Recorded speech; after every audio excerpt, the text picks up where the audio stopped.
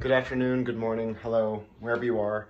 I thought I would do like what everyone seems to do or likes to do with a unboxing. I was so excited today. I got a new microphone. I think this is it. So let's see. I've got the blade in one hand, the phone in the other.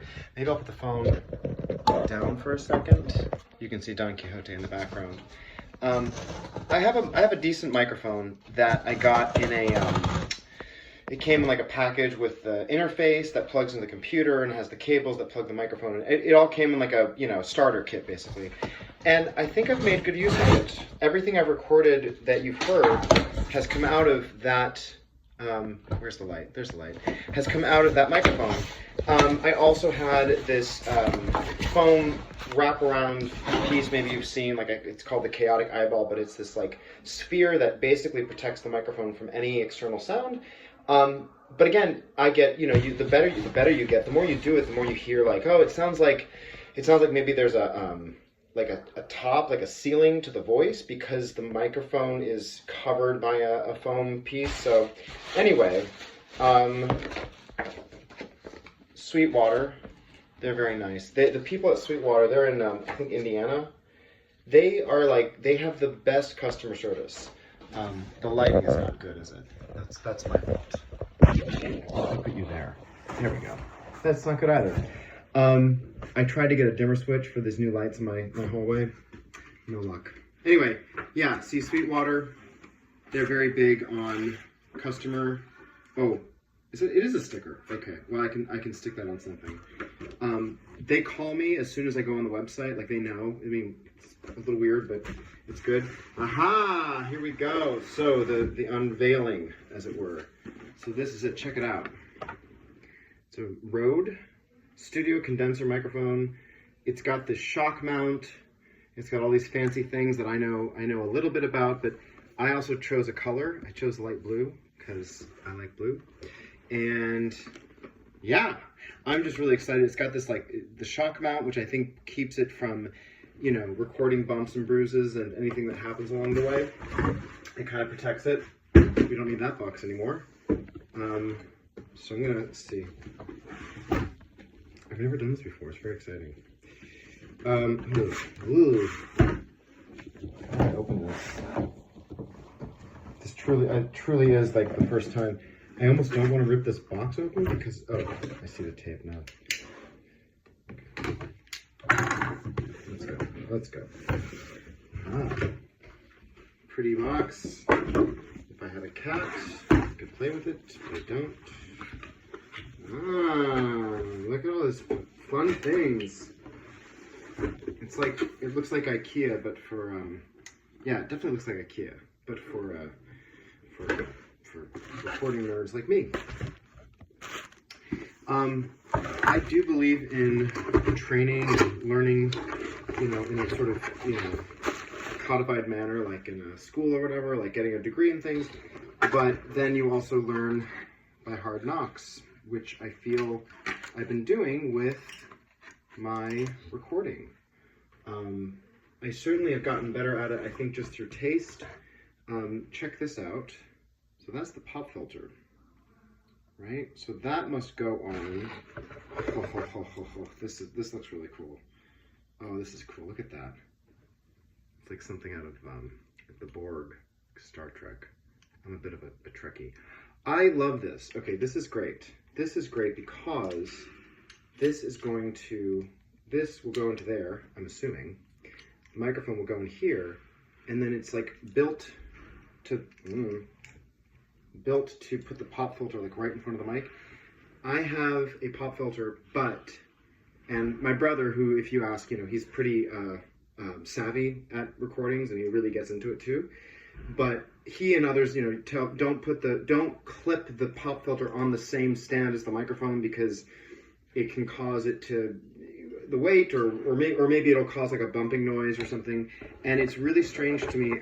It impresses upon me how much I get bumps and bruises in the recordings. Like I'll hear a little or like weird popping sounds, and it could be that the singer, moved a little bit on the floor or something. But the more we can get rid of any sort of extraneous noises, I just posted a video with a recording with me and Ali Ewald, and there was a little like blip somewhere in the recording that I really had to work hard to get rid of. She sounds amazing. So this is the pop. The pop is like any like plosives or like and that shit, that stuff. That's what this is for. It also keeps like your saliva and like other particles from like going right into the microphone, which is great. So I'm always happy to have that. I suppose too, and they're selling these things, but the people that I've talked to, you know, say you can never have too many microphones. So this is not the most expensive microphone. It was moderately priced, but I was told, as I watched several videos about it, it was one of the most commonly and most successful microphones for home studios, which I have. Cable, very important. This goes from, you know, the interface that I still have that still works fine. It's a Focusrite interface, and I like that it has these Velcro pieces. That's going to come in handy just to keep the wires in place. Oh, we love that. Now the piece de resistance. Did I say that right? My French is not great. It's non-existent. Ooh, look at that little baggie. That's kind of cool. That'll probably keep the microphone safe. I was learning about this too. You're supposed to keep the microphone like in plastic bags to keep air particles off of it. And oh, look at this. I love it. It's so like it feels very. I mean, I don't know that the color on the microphone feels very 50s, but the microphone feels very classic to me. Look at that. You can kind of see through the cage there. Is that the condenser? The microphone apparatus itself. We've got the hookup. Yeah, it's exciting. I've been using the same microphone for like, I don't know, 8 years now. Works great. I think I've been able to do a lot, and I want to feel, you know, sort of proud of myself for the, you know, as hard as it is these days to get stuff produced externally, to be able to, at the very least, put something out there of my own making. And I think it's for me a constant challenge of being able to ask for help, get help, collaborate with people. That was just a space saver. Okay. So, but at the same time, you want to get help with people that you trust and are good. And then if you want something done, do it yourself. That mentality, both can be true. So this, oh, there's a little screw. How about that? And then this must mount onto a microphone stand. And then our pop filter, where did I put that? Oh, it's right here.